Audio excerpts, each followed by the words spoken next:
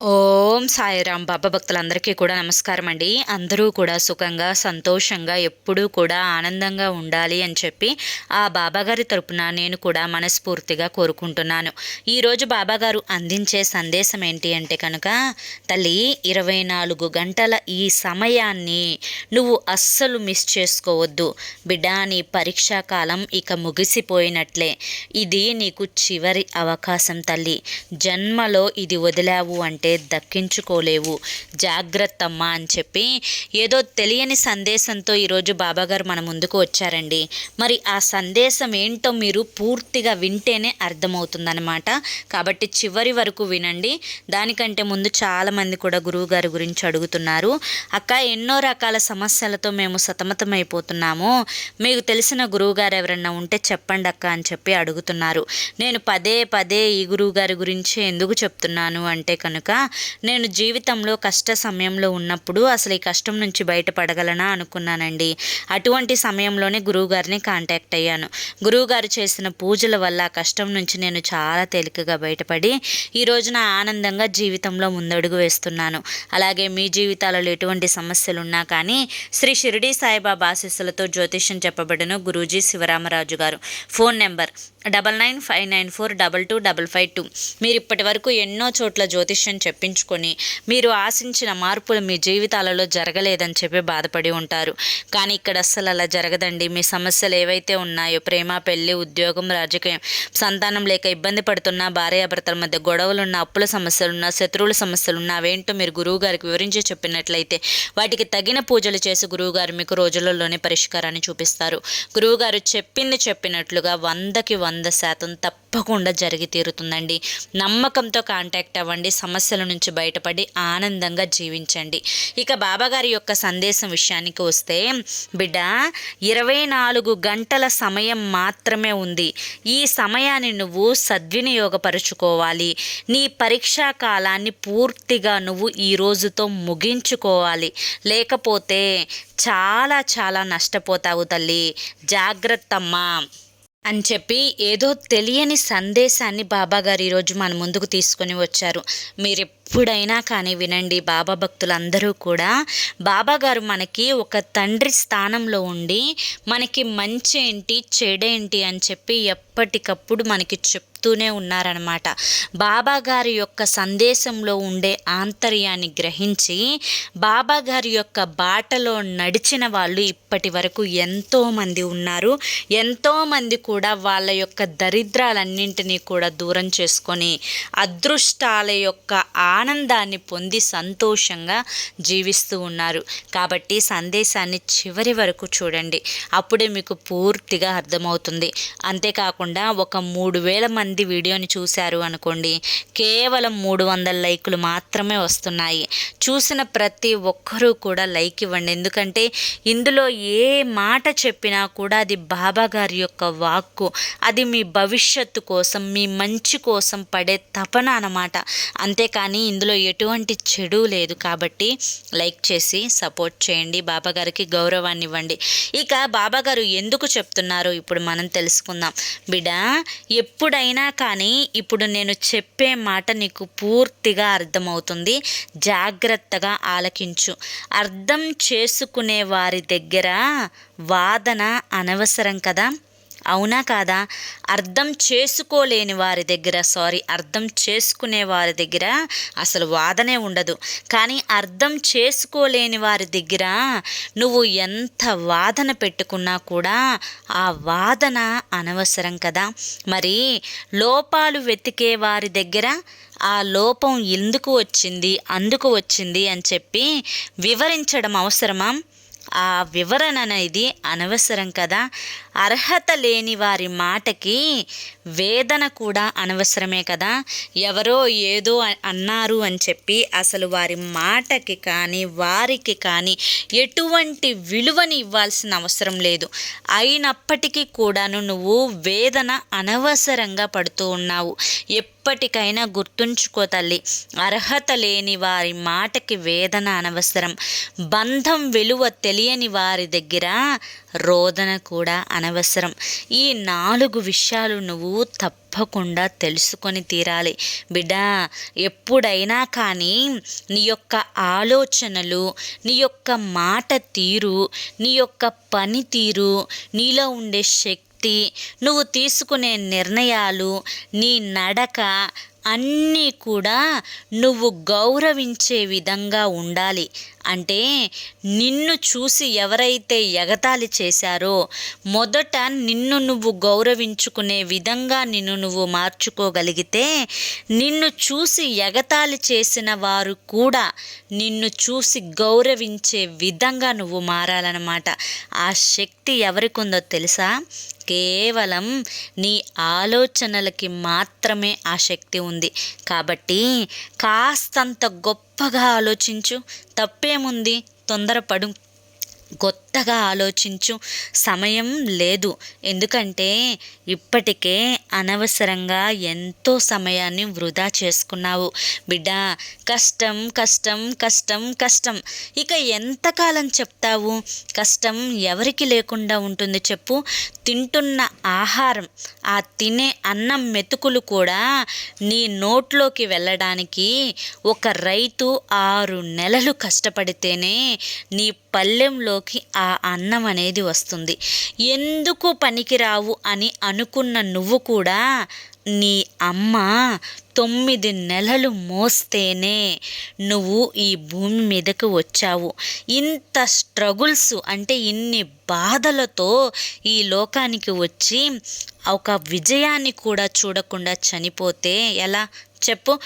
కొన్నిసార్లు జీవితంలోకి రావడానికి చాలా అంటే లేట్ అవుతుంది. జీవితంలో విజయం అనేది రావడానికి లేట్ అవుతుంది, కానీ రావడం మాత్రం పక్కాగా జరుగుతుంది. రాసి పెట్టుకో. అంతేకాకుండా చిన్న చిన్న విషయాలకు ఎందుకమ్మా అంత ఎక్కువగా ఆలోచిస్తున్నావు? ఎక్కువగా ఆలోచిస్తే ఆ ఆలోచనల వల్ల నీ యొక్క ప్రాబ్లమ్స్ ఏమన్నా తీరతాయా చెప్పు? అనవసరంగా ఎక్కువగా ఆలోచించకు. ఇతరులపై ఎక్కువగా ఆశలు పెట్టుకోకు. మాటలు ఎవరితోనైనా కానీ ఎక్కువగా చెప్పకు. ఎవరితోనైనా కానీ అర్థం లేకుండా మాట్లాడకు. ప్రతి ఒక్కరితో కూడా సరదాగా మాట్లాడడం కూడా ఈ రోజుల్ని బట్టి మంచిది కాదు. అంతేకాకుండా చాలామంది కూడా దుస్తులు, జ్ఞానంపై పట్టించుకోకుండా ఉంటారు. అలా పట్టించుకోని వారు ఒక మనిషిలాగా కూడా ఈ ప్రపంచం గుర్తించదు. ఇంకా తనని తానే పట్టించుకోని వాడిని అసలు ఈ భూప్రపంచమే గుర్తించదు. ఎప్పుడైనా కానీ తనకి తను విలువిచ్చుకోవాలి. తన మాటలకి తను విలువిచ్చుకోవాలి. తన పనులకి తను విలువిచ్చుకోవాలి, గౌరవించుకోవాలి. అప్పుడే నిన్ను చూసి ఇతరులు కూడా గౌరవిస్తారు. బిడ్డ, ఎప్పుడైనా కానీ కుటుంబంలో కలహాలు వస్తున్నాయి, బాధలు వస్తున్నాయి అని చెప్పి అనుకుంటారే కానీ ఓర్పు లేని సంసారం, పొదుపు లేని జీవితం, అదుపు లేని జీవితం గాలిలోని దీపంతో సమానమమ్మ. నిలబడాలంటే చాలా కష్టం. కాబట్టి సంసారం చక్కగా కొనసాగాలి అంటే ఓర్పు పట్టాలి. జీవితం ఆనందంగా ఉండాలి అంటే పొదుపుగా ఉండాలి. అదుపు లేని యొక్క జీవితం ఎప్పుడైనా కానీ నిన్ను క్రమశిక్షణలో ఉంచదు.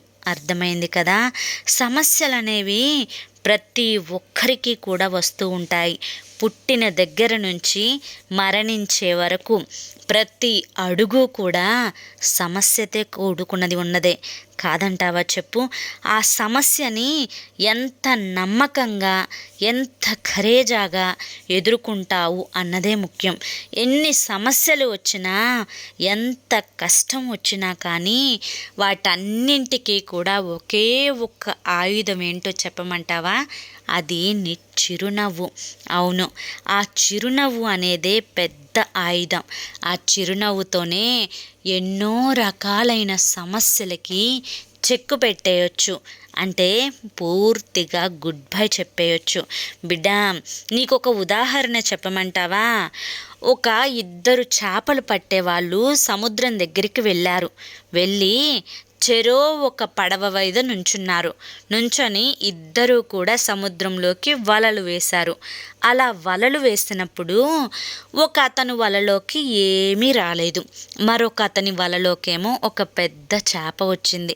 ఆ చేపను తీసుకొని పక్కనే ఉన్న గిన్నెలో వేసుకున్నాడు. మళ్ళీ రెండోసారి ఇద్దరూ వేశారనమాట. ఈసారి ఇందాక మొదటి వారికి పెద్ద చేప వచ్చింది చూసావు, అతనికి 2 చిన్న చేపలు వచ్చాయి. ఈ యొక్క అసలు ఏమీ రాని వ్యక్తికి ఒక పెద్ద చేప పడింది. తరువాత ఆ 2 చేపలు అంటే ఆ చిన్న చేపలు వచ్చిన వ్యక్తి తీసుకొని ఆ 2 చేపలను గిన్నెలో వేసుకున్నాడు. ఈ పెద్ద చేప వచ్చిన వ్యక్తి తలకాయని కొట్టుకొని ఆ పెద్ద చేపని గిన్నెలో వేసుకోకుండా సముద్రంలోకే విసిరేశాడనమాట. మళ్ళీ మూడోసారి వేశారు.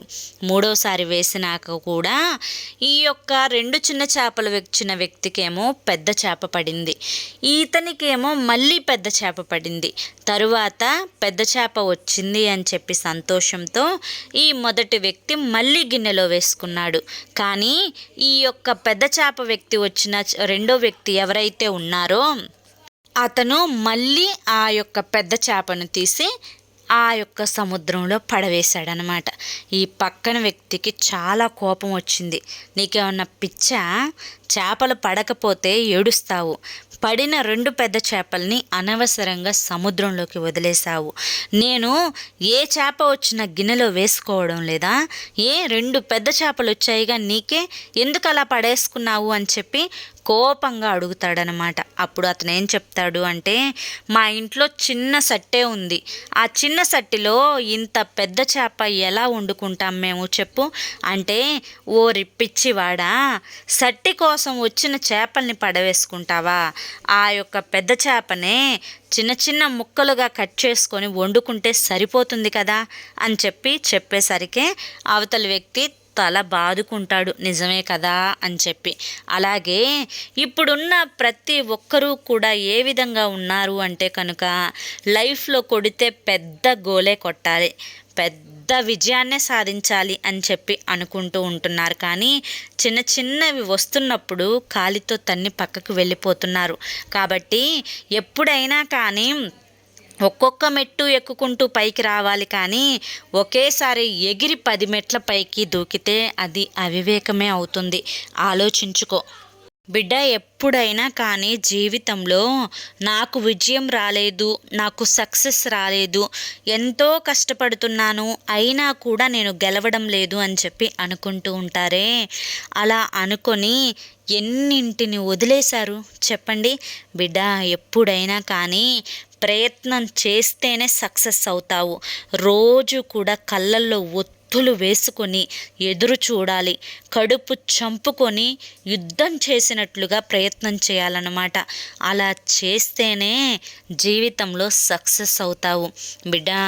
ఇవన్నీ కూడా నీకు ఎందుకు చెప్పాను అంటే కనుక, ఇవన్నీ కూడా నీకు తెలియదు అని కాదు తల్లి.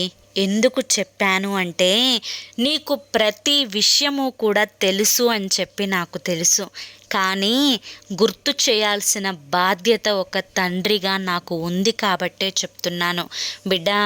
జీవితంలో కష్ట నష్టాలు, సుఖ దుఃఖాలు ప్రతి ఒక్కరికి కూడా ఉంటూనే ఉంటాయి. ఇప్పుడు నేను చెప్పిన వాటన్నింటినీ కూడా నువ్వు మనసులో గుర్తుంచుకో బిడ్డ. నీకు 24 గంటల సమయాన్నే ఎందుకు ఇచ్చాను అంటే కనుక, ఈ సమయాన్ని నువ్వు అనవసరంగా వృధా చేసుకుంటున్నావు.